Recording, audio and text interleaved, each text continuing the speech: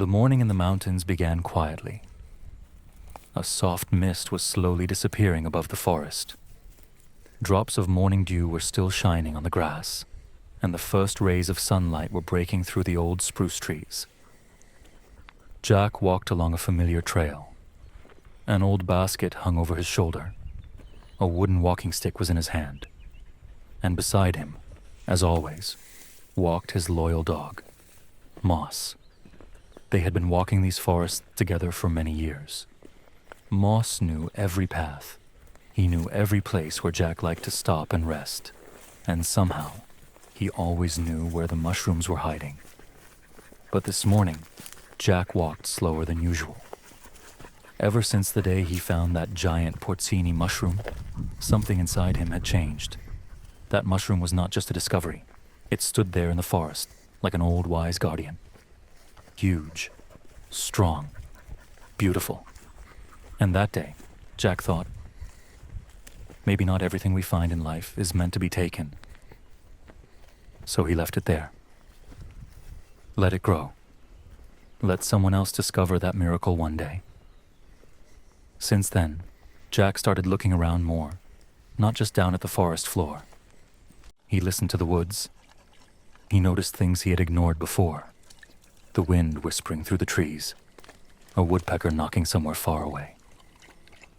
And the moments when Moss suddenly stopped and stared deep into the forest. "What is it, old friend?" Jack asked quietly. Moss only moved his ears and continued walking. That day they went deeper into the forest than usual, to a place where the woods were older and wilder. Jack remembered that hunters used to come here many years ago. Long ago, people had built traps in these forests. Most of them were forgotten, covered by moss, hidden by time. Nobody remembered them anymore. Jack followed a narrow path. Suddenly, the ground disappeared beneath his feet. He didn't even have time to react. One second he was walking. The next second, he was falling. A heavy udar. Darkness. Silence. When Jack opened his eyes, he was lying at the bottom of a deep hole. He tried to stand up. Pain shot through his leg. He looked above him. Far above was a small circle of sky. The walls were almost impossible to climb. It was an old hunting pit, probably forgotten for decades. "Well, that's it," Jack whispered. For the first time in many years, he felt afraid. Not because of the height, not because of the pit, but because nobody knew where he was. He called out, "Moss!" At first, there was no answer. Only the forest, the wind, the sound of leaves moving. Then he heard it, a familiar bark. Moss was standing at the edge of the pit, looking down at him. His eyes were full of fear, but he didn't run away. He stayed. "Good boy, my friend," Jack whispered. Moss started running around the edge, smelling the ground, searching for any way to help. Jack tried to climb out by himself. He grabbed roots. He pushed against the walls, but the soil kept falling apart. His strength was disappearing. He sat down and took a deep breath. "Maybe I'm getting too old, Moss," he said quietly. "Maybe the forest is trying to tell me something." Suddenly, Moss disappeared. Jack heard him running somewhere nearby. Then silence. A minute passed, then another, and suddenly, something fell into the pit. A large dry branch landed beside him. Jack looked up. Moss was standing there. He had found the branch near the edge of the pit and dragged it there. Jack heard him running somewhere nearby. Then silence.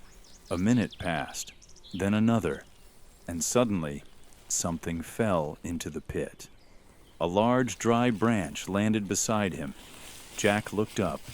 Moss was standing there. He had found the branch near the edge of the pit and dragged it there. Jack smiled. "You really think I can climb out using that?" Moss just looked at him. as if he was saying, "Try." Jack grabbed the branch. It was strong. He placed it against the wall, slowly, very slowly. He started climbing. His hands were shaking. The dirt was slipping beneath his feet. His body was tired. But every time he wanted to stop, he heard moss above him, a quiet bark, a reminder, "Don't give up." One more step, then another, and finally, Jack's hand reached the edge. Moss grabbed his sleeve gently with his teeth, not pulling hard, just helping. A few seconds later, Jack was lying on the ground beside his friend. He stayed there for a long time, just looking at the sky. Then he wrapped his arms around Moss. "You know, my friend, I thought I came into this forest to find mushrooms, but maybe I come here to find something much more important." Moss placed his head on Jack's arm. The sun was already going down behind the mountains. Jack slowly stood up, and together they started walking home. That day, Jack didn't find a single great mushroom, but he found something else. He realized that as long as there is someone waiting for you at the edge of the pit, your time is not over yet. Because sometimes the greatest treasure in the forest is not growing under a tree. Sometimes it is walking beside you